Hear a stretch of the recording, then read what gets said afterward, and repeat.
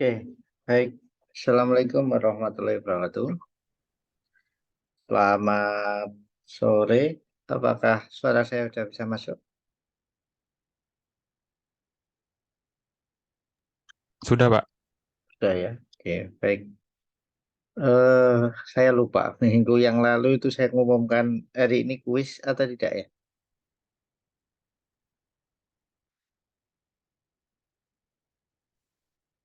Kalian kuis hari ini siap?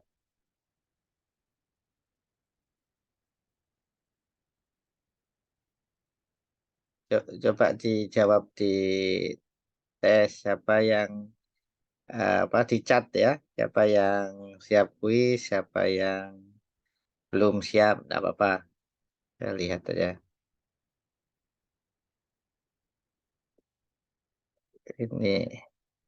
Ini raihan materi dulu Pak. Oh, berarti belum siap. Oke. Yang lain silahkan kirimkan di chat.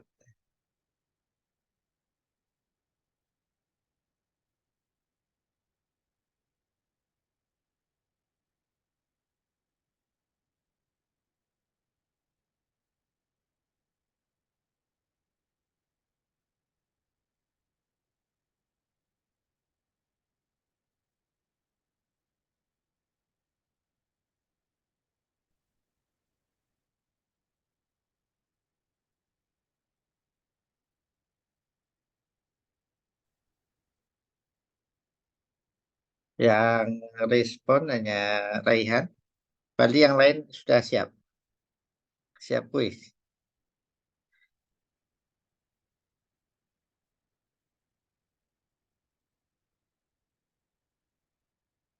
Oke, baik. Silahkan Anda absen lebih dahulu. Ini absennya ya. Ini absennya. Kemudian belum siap Pak. Oke, baik. Sementara yang masukkan materi dua orang, dua-duanya mengatakan belum siap, ya ya sudah kita isi materi dulu. Oke, hari ini kita bahas tentang desain arsitektur aplikasi ya. Eh, ini materinya, kemudian di bagian bawah ini adalah absennya. Kemudian eh, ini adalah referensi ya. Ada beberapa referensi selain dari buku. Oke, kita akan membahas tentang desain arsitektur. Kalau bentuknya apa sih desain arsitektur? Ya, atau outputnya ya arsitektur perangkat lunak ya. Arsitektur perangkat lunak itu apa? Ya, skema ya, skema atau gambaran yang menggambarkan struktur aplikasi yang terdiri dari bisa komponen-komponen perangkat keras, perangkat lunak, API atau Application Programming Interface ya, serta keterhubungan antar komponen tersebut. Ini contohnya ya, contohnya misalnya contoh arsitektur yang paling gampang itu adalah MVC misalnya. Itu adalah keterhubungan antara kode model, view, controller. Kemudian bisa juga arsitektur client server ya.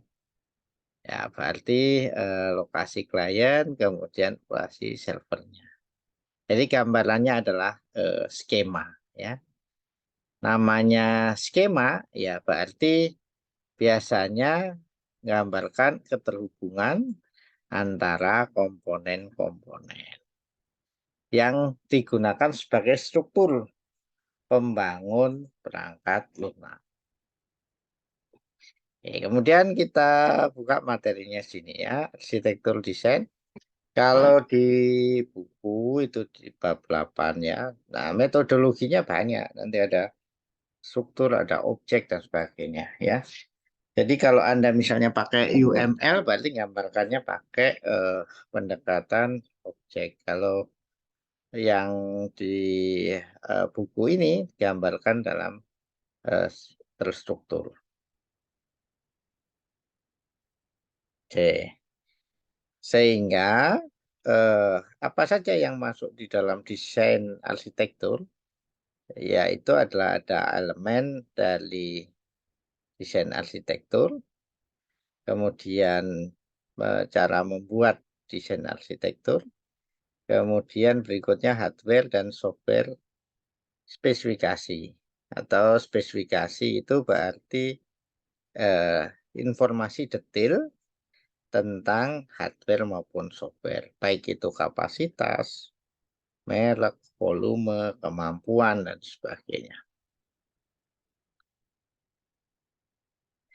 Nah, sebagai pengenal ya, desain arsitektur itu adalah merupakan perencanaan ya, perencanaan bagaimana sebuah sistem akan didistribusikan melalui beberapa sistem komputer, baik itu yang terdiri dari hardware, kemudian juga berupa software operating system (OS), dan juga aplikasi software yang akan dipakai di masing-masing komputer. Contoh misalnya adalah arsitektur web, misalnya perangkat lunak aplikasi web. Berarti di situ digambarkan ada server, ada klien. Server di dalamnya nanti ada web server ya. So, sebelumnya ada OS-nya dulu. OS bisa pakai Linux, Windows ataupun yang lain. Habis itu application software-nya di dalamnya ada web server, database server. Kemudian mungkin ada komponen lain, patch. Nah, kemudian di komputer klien ada apa? Ya, mungkin ada browser. Nah, itu ya, itu merupakan perencanaan bagaimana sistem didistribusikan ke berbagai macam komputer, baik itu hardware-nya, OS-nya, application software-nya yang ada di masing-masing komputer. Kemudian, arsitektur desain ini merupakan non-functional requirement. Artinya, bukan merupakan fitur dari perangkat lunak, tetapi menempati posisi yang penting. Karena kalau tidak ada hardware maupun software pendukung, aplikasinya juga tidak akan jalan. Kemudian berikutnya, setelah salah satunya membuat skema, ya berikutnya adalah membuat spesifikasi hardware dan software. Spesifikasi hardware dan software itu apa? Yaitu adalah definisi detail dari hardware maupun software yang diperlukan di dalam sistem baru. Contoh, misalnya katakanlah eh, sistem, katakanlah misalnya ya sistem aplikasi pengisian kartu tol. Kalau sebelumnya pengisian kartu tol hanya bisa melalui misalnya ATM maupun di Indomaret Alfamart. Tapi kemudian ingin pengisian kartu tol bisa melalui handphone. Nah, maka spesifikasinya apa? Ya, spesifikasinya handphonenya punya perangkat keras pendukung. Perangkat pendukung untuk pengisian kartu tol di handphone, apa kira-kira namanya? Ini siapa nih? Ananda. Halo Ananda, ada?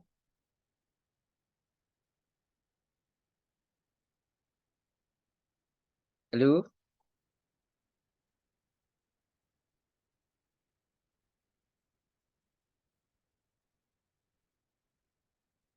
Ananda ini bisa merespon?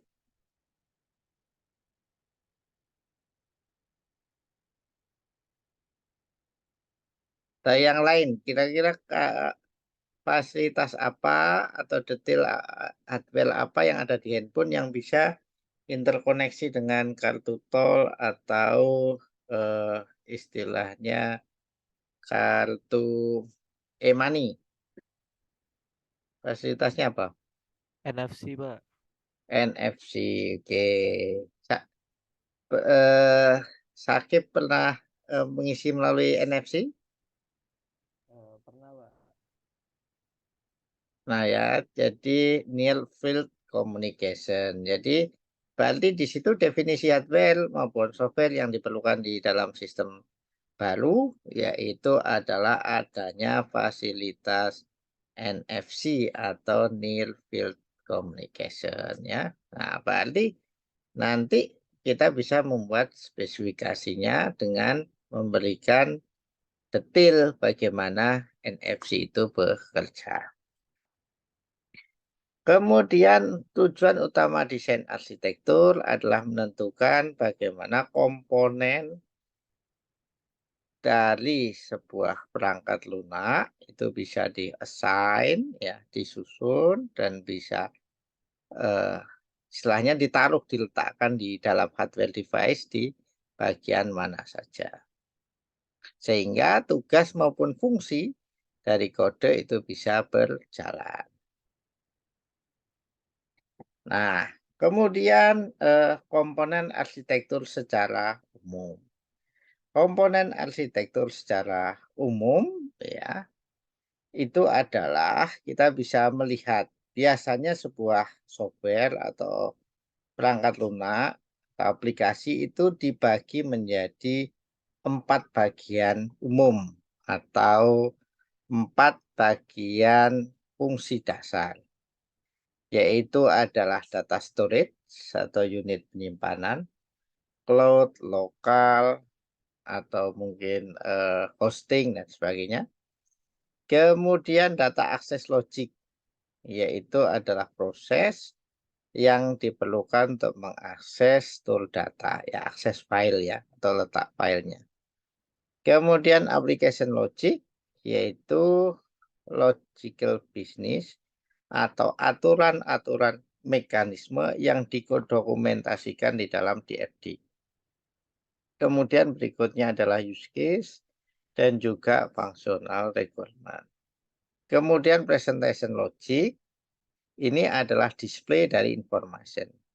Ini adalah kalau MVC itu ya, data access logic sama data storage itu adalah di modelnya. Application logic itu di controllernya. Presentation logic itu adalah di viewernya ya. Oke, kemudian untuk hardware komponennya dibedakan menjadi 3 bagian, yaitu disebut dengan client komputer, server, sama network. Client itu adalah device input-output yang dipakai oleh pengguna. Klien biasanya bisa dalam bentuk CPU, screen monitor, handheld device, bisa juga smartphone. Sedangkan server itu adalah komputer yang punya kemampuan tinggi untuk pengolahan, digunakan untuk melayani request dan juga menyimpan dari software maupun datanya. Kemudian network itu adalah cara koneksi bagaimana antar komputer itu tersambung. Bisa misalnya kabel, fiber optik, satelit, 4G, ya, WiFi, dan sebagainya. Kemudian salah satu bentuk arsitektur yang umum yaitu adalah client server arsitektur. Yaitu client server arsitektur ini adalah menghubungkan sebuah klien atau server dengan beberapa layanan yang disediakan oleh server. Ya. Contoh misalnya adalah aplikasi misalnya Gojek. Nah, servernya ada di mana istilahnya di fasilitasnya Gojek, di cloud. Kemudian kliennya itu adalah bisa HP ataupun juga bisa web based yang ada di komputer. Klien bertanggung jawab untuk menampilkan presentation logic ya. Presentation berarti view-nya aja ya. Sedangkan server bertanggung jawab terhadap data akses logik dan data storage. Semua data dari user disimpan di server. Begitu juga layanannya Go-Write, Go-Curl, Go-Mat, dan Google lainnya disimpan di server. Kemudian berikutnya ada istilah yaitu ada tick event client. Yaitu adalah yang berupa kalau misalnya ada bagian misalnya JavaScript yang ditaruh di dalam aplikasi klien untuk menunjang, nah maka itu disebut dengan eh, tick client. Ini adalah contoh bentuk arsitektur client server. Kanan servernya, yang sebelah kiri kliennya. Kemudian networknya ditunjukkan gambar garis. Nah, ini adalah skema. Kemudian sebelah kanan ditunjukkan untuk data akses logik sama data store. Sedangkan sebelah kiri ditunjukkan dengan misalnya adalah komponen user interface. Nah, kemudian client server arsitektur mempunyai 4 benefit atau keuntungan utama yaitu scalable. Scalable itu apa istilahnya? Diperluas ya. Mungkin awalnya usernya hanya 10.000, kemudian 1 juta, kemudian 10 juta. Nah, itu adalah scalable. Kemudian dapat mensupport beberapa tipe dari klien dan server melalui middleware. Kita bisa membuat aplikasi middleware. Sehingga misalnya untuk penanganan merchant. Maka kemudian ada aplikasi misalnya Mitra Tokopedia atau Mitra GoFood misalnya. Kemudian bagian presentation logic, application logic, dan juga data processing bisa disusun secara independen dengan dilayani oleh server yang berbeda. Jika ada server yang fail, maka hanya aplikasi yang ada di server tersebut yang kemudian terefek, sedangkan aplikasi yang lain bisa tetap berjalan. Oke. Kemudian client server tile ya, lapisannya tile ini adalah lapisan. Aplikasi client server itu ada beberapa bentuk secara praktis bagaimana menyusun lapisan antara klien dan server. Yang pertama itu adalah two tier. Nah, two tier, kalau itu two tier itu yang sebelumnya ini ya, yang ini two tier ya. Nah, ini two tier. Satu, yang kanan server, kemudian klien. Terus two tier. Kemudian yang ini adalah three tier. Di tier, kalau tadi application sama database jadi satu, ini dipisah. Application server, database server, kemudian client device.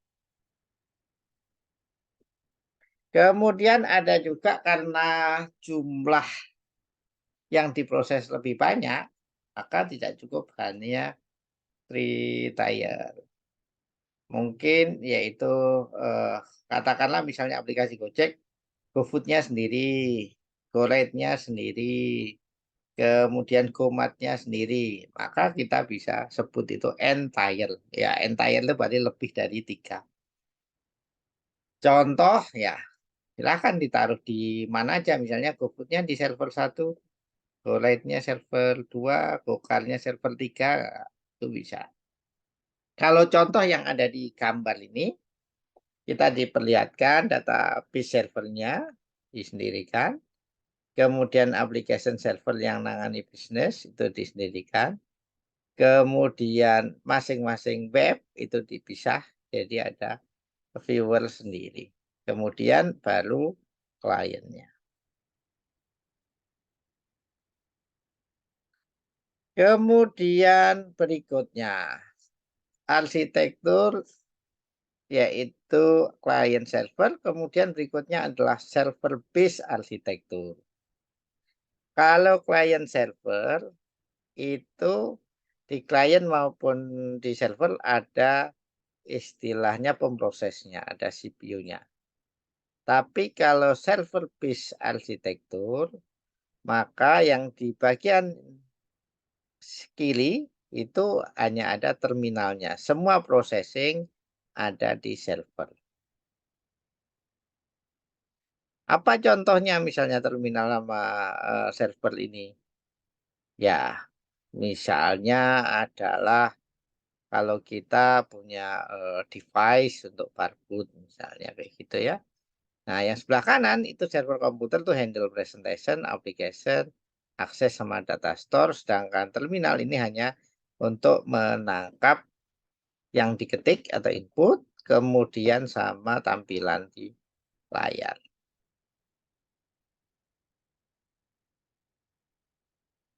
Kemudian client based arsitektur. Nah, kita bisa lihat yang kanan ini hanya data, tapi prosesnya, aplikasinya justru ditaruh di klien. Contoh misalnya ini adalah file sharing. File sharing itu kita misalnya mengakses Google Drive, ya misalnya akses Google Drive. Nah, aplikasi prosesornya, misalnya Word, PowerPoint, dan sebagainya taruh di sebelah kiri, sedangkan yang kanan adalah untuk datanya aja.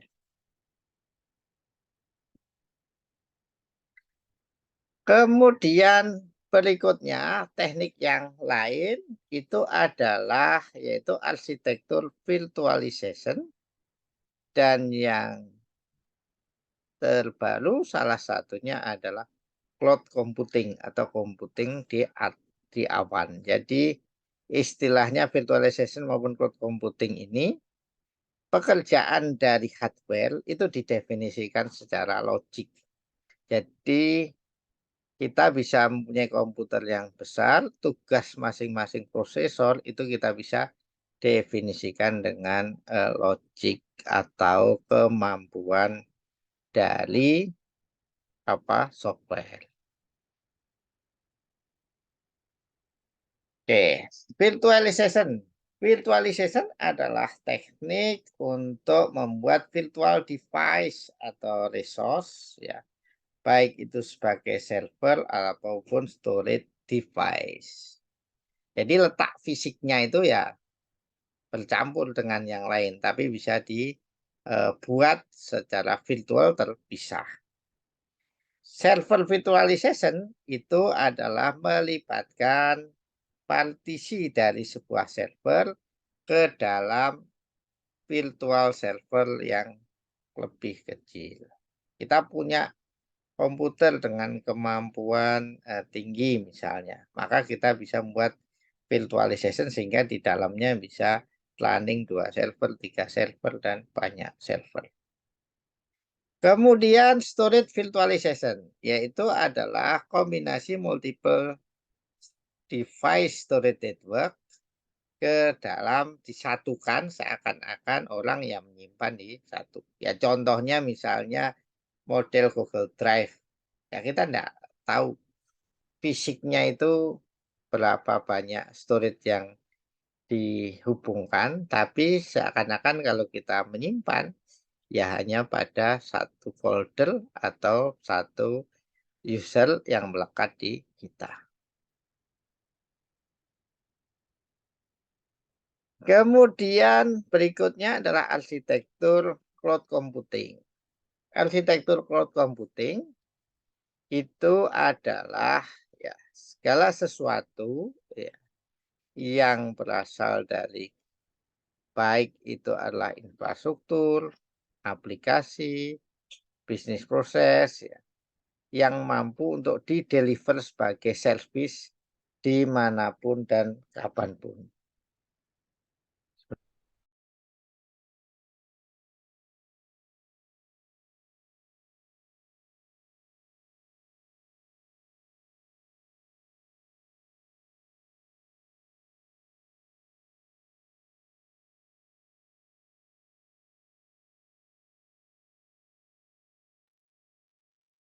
Nah, service cloud computing misalnya Alibaba, AWS. Nah, itu kan kita bisa dimanapun dan kapanpun. Kemudian Digital Ocean. Nah, itu adalah contoh-contoh service cloud computing. Kata cloud itu adalah mendefinisikan sekumpulan atau satu set hardware, network, storage, device maupun interface ya yang bisa diakses komputasinya secara servis ya. Servis berarti kita ngaksesnya dalam berupa layanan aja.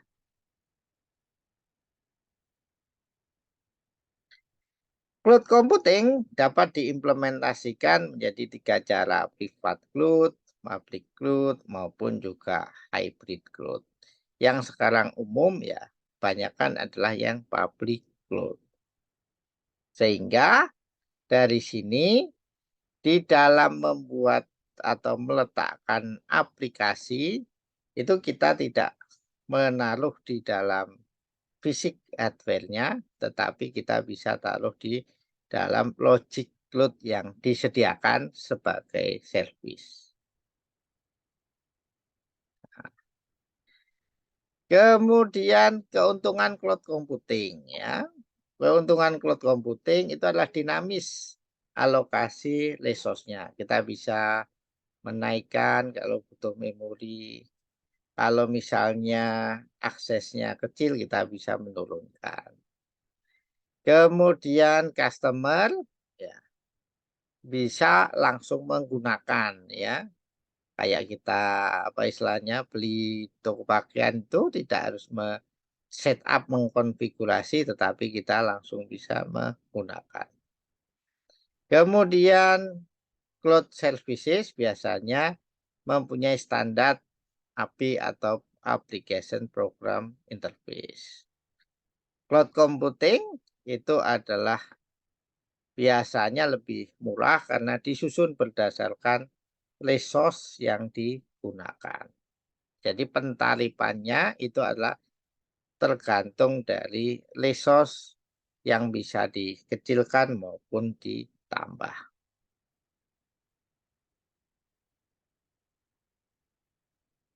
Kemudian bagaimana kita memilih masing-masing arsitektur? Ada client server, ada server base, ada client base, ada virtualization, ada cloud ya. Bagaimana kita membandingkan ya masing-masing arsitektur punya kelebihan maupun kekurangan. Nah, cara membandingkan ya biasanya tergantung dari volume, kemudian fitur, jumlah user, dan yang tidak kalah penting itu adalah jumlah dana yang tersedia.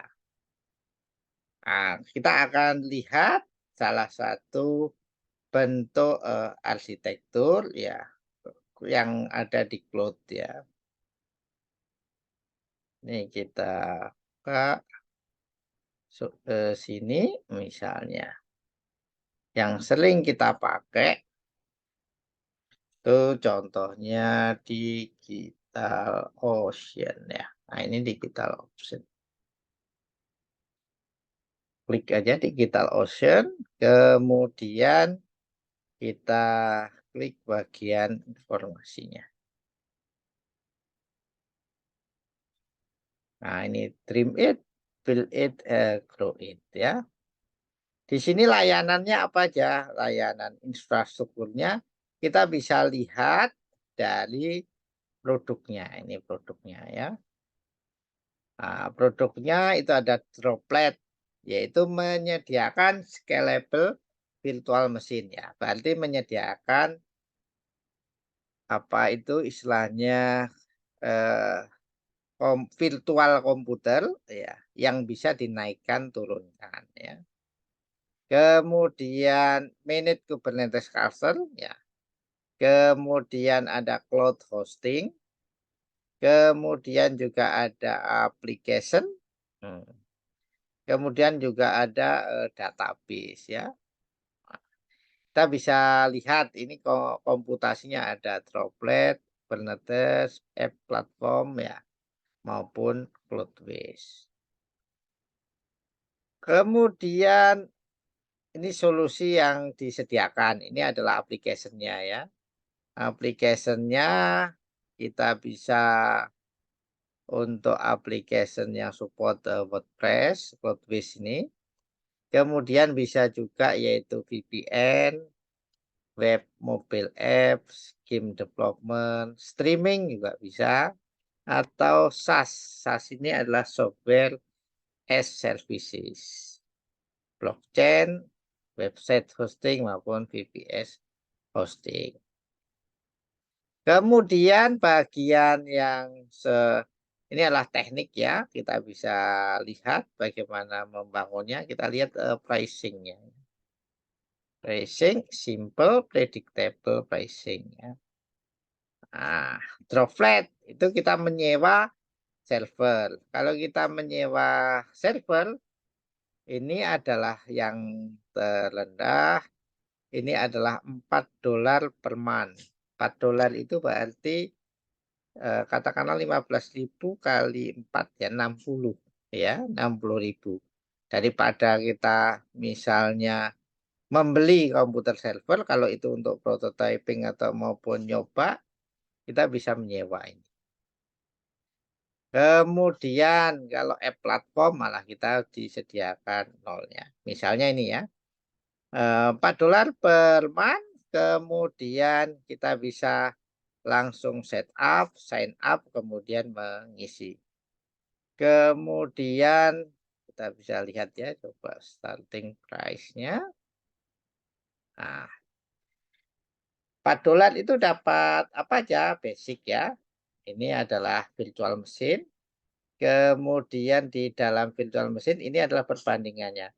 Memori 512, 1 CPU ya, dengan transfer 500 GB, SSD 10 GB ya. Kemudian ini adalah istilahnya per jam, ini tarif per month. Jadi kita bisa sampai didetailkan untuk sewa itu dalam jam ataupun dalam bulan. Kalau misalnya volume data kita besar ya, kita bisa tambah memorinya ya. 16 giga, CPU-nya bisa sampai 8. Nah, kurang lagi kita boleh misalnya bukan hanya satu droplet, tapi kita bisa instalasi atau kita bisa konfigurasi dengan droplet yang lain. Kemudian CPU-nya ini ada Intel, reguler, kemudian ada premium AMD. Oke, itu contoh pemanfaatan dari arsitektur cloud. Mungkin itu silahkan kalau ada yang mau ditanyakan atau didiskusikan silahkan.